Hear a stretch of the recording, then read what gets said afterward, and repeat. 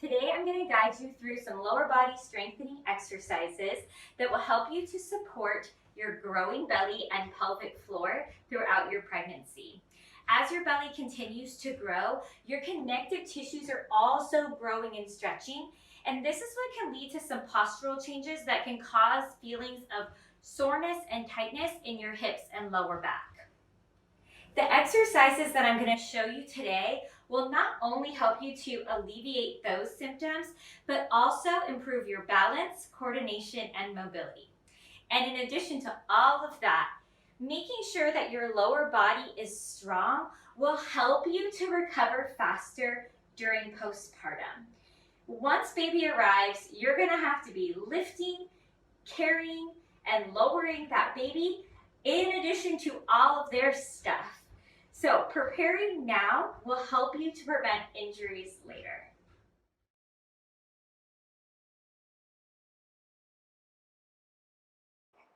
Hip bridges are a great way to work hamstrings and glutes without any equipment at all.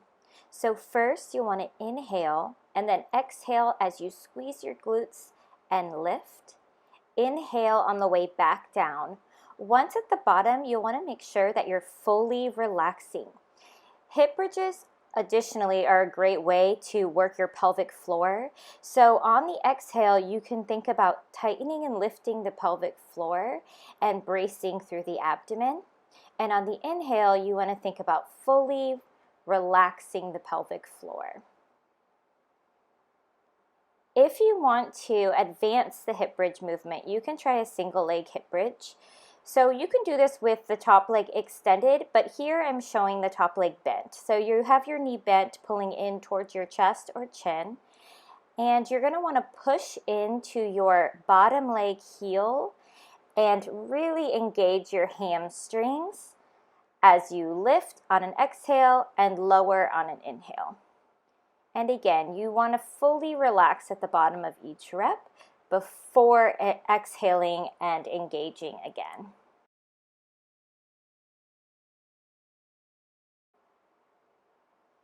And here I'm showing another variation of a hip bridge. This is an alternating single leg hip bridge.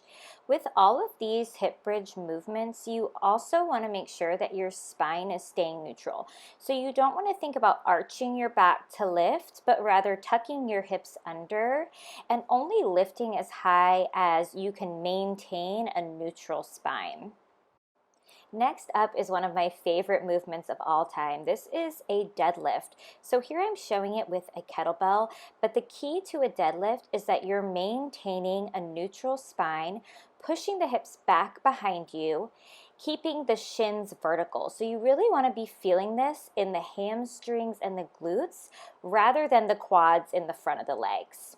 Here I'm showing this. If you don't have a kettlebell to use, you can also just load up a diaper bag with anything you have around the house, books, kids' toys, cans of food, water bottles, and do the exact same movement here. Again, the key to doing this movement properly and safely is to maintain a neutral spine.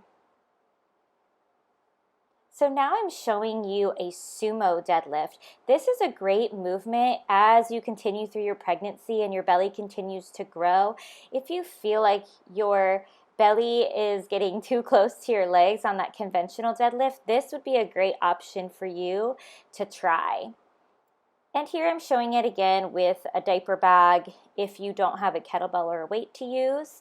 So you want to make sure here that you have a nice wide stance, that your toes are turned slightly out, that your knees are tracking towards your pinky toes, and that the hips are pushing back, the back is remaining flat, and the shoulders are tucked in.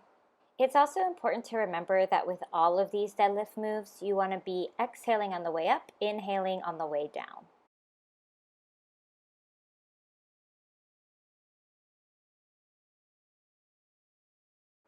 All right, first move is a squat. Again, no equipment required here. You want toes straight ahead or just slightly turned out, knees tracking towards the pinky toe. If possible, you want to try to get the crease of the hip below the top of the knee and maintain a tall chest and a tall back.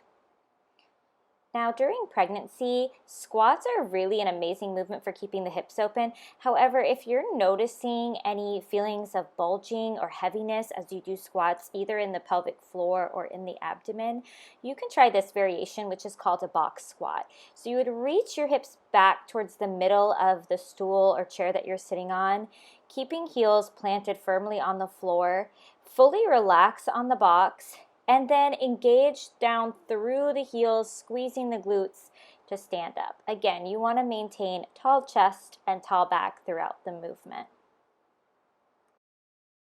Next up, we have a bear to squat. So this is one of my absolute favorite movements because it really is a full body movement. So you're going to hit posterior chain when you're pressing from tabletop to bear, but then you're really going to feel this in your quads and your hips as you do the squat.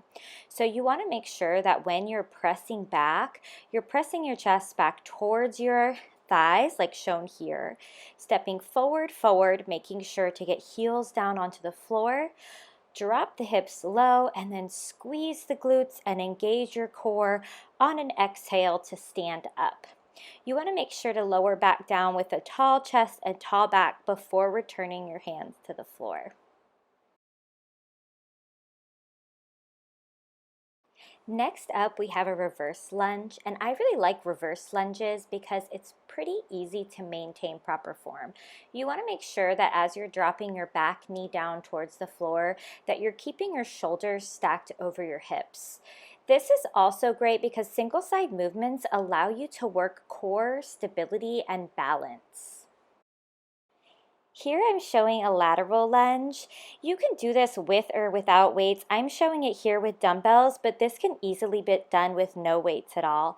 The leg that steps is the leg that bends, and you want to be pressing hips back. Here it is from the side, and now if you didn't have weights, you could always fill up some water bottles with water if you did want to add a bit of intensity to this movement. But you can see here that I'm really focusing on pushing my hips back. So again, this is great as a hip opener and really is a full body exercise. And lastly, I'm showing you an alternating step up. When you do a step up, you want to choose an object that's not too high because you want to be focusing on the top leg as the leg that's doing most of the work. So you can see that I'm trying to keep my bottom back leg pretty straight and not really assisting too much with popping off the floor. You want to focus mostly on the top leg pressing down to stand up. And again, it's inhale down and exhale on the way up. All right, I hope you enjoyed learning these exercises. I hope that you have fun trying them out.